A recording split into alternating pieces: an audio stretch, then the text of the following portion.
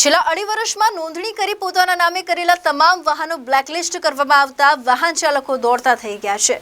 Blacklist થયેલા માલિકીના વાહન સહિત અન્ય તમામ વાહનોના માલિકોને કુદરતી ન્યાયના સિદ્ધાંત મુજબ નોટિસ પણ આપવામાં આવી નથી તથા વહીવટી તંત્રની ભૂલના કારણે આ તમામ વાહન માલિકોને હેરાન પરેશાન થવાનો વારો આવ્યો છે। 1 એપ્રિલ 2021 પછી ખરીદાયેલી કાર, ટ્રક, બસ અને ટેમ્પો સહિતના વ્હીકલની હંગામી ફીમાં વધારો કરાયો હતો, જ્યારે ટુ વ્હીલરની ફીમાં ઘટાડો કરાયો હતો। હવે હંગામી ફીમાં કરાયેલા વધારાની અમલવારી કરાવવાનું છેક અઢી વર્ષ પછી રાજ્યના વાહન વ્યવહાર વિભાગે સોફ્ટવેરમાં જરૂરી ફેરફાર કરી દીધા હતા।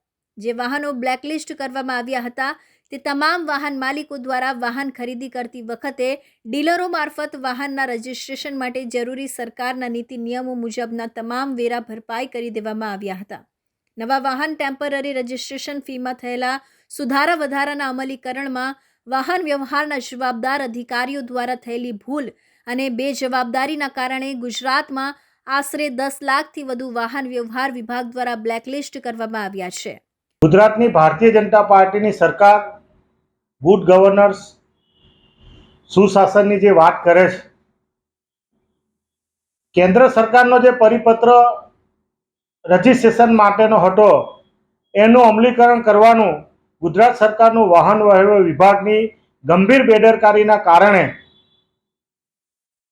1 એપ્રિલ 2021 પછી જે ગુજરાતના 10 લાખ વાહનો જે રજિસ્ટ્રેશન કરવામાં આવ્યા અને રજિસ્ટ્રેશન થયા પછી એ વાહન ચાલકોના નામે વાહનો થયા હતા અને એમાં જે પરિપત્રનું અમલીકરણ કરવાનું એ ગુજરાત સરકારના વાહન વ્યવહાર વિભાગની ગંભીર બેદરકારીના કારણે ન થતા મારું પોતાનું વાહન સહિત સામાજિક રીતે સંકળાયેલા, રાજકીય રીતે સંકળાયેલા, બૌદ્ધિક રીતે સંકળાયેલા 10 લાખ વાહન ચાલકોને નજીવી 240 રૂપિયાની રકમ રજિસ્ટ્રેશનની બાકી હોવાનું કરીને બ્લેકલિસ્ટ કરવાનું કામ આ ભારતીય જનતા પાર્ટીની સરકારના વાહન વ્યવહાર વિભાગ દ્વારા કરવામાં આવ્યું છે। આ ગંભીર બેદરકારીના કારણે આ વાહનથી જો કાલે ઉઠીને અકસ્માત થાય, આ વાહન માલિકે વાહન વેચવું હોય કે ટ્રાન્સફર કરવું હોય પરંતુ બ્લેકલિસ્ટ હોવાના કારણે આ વાહન ચાલકોને આવનારા દિવસોમાં તકલીફ પડવાની છે। આ તકલીફ અને ગંભીર બેદરકારીનો કોઈ ભોગ બન્યો હોય તે વાહન ચાલક ગુજરાતનો બન્યો છે। એટલે સમગ્ર બાબતની તપાસ વાહન વ્યવહાર વિભાગના મંત્રીશ્રીને, માનનીય મુખ્યમંત્રીશ્રીને પત્ર લખીને વિનંતી કરી છે કે જે જવાબદાર અધિકારી હોય એને તાત્કાલિક અસરથી સસ્પેન્ડ કરવામાં આવે અને એની વસૂલાત કરવામાં આવે એ પ્રકારની માંગણી કરતો મેં પત્ર લખ્યો છે। સુરત આરટીઓને કોઈ સંપર્ક કર્યો છે તમે કે આવું થયું છે?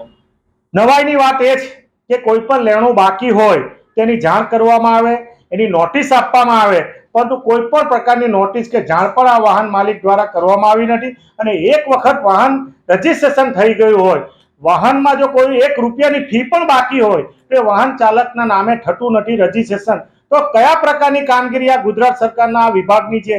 એક નવાઈ પ્રમાણે તેવું વાત છે। એટલે માન્ય આ વિભાગના મંત્રીશ્રીની પણ વિશેષ જવાબદારી છે કે આ બાબતમાં ગંભીરતાથી પગલાં લે એ પ્રકારની લોકહિતમાં મેં માંગણી કરી છે। Arvind Rathod, ABC news Gujarat, Surat.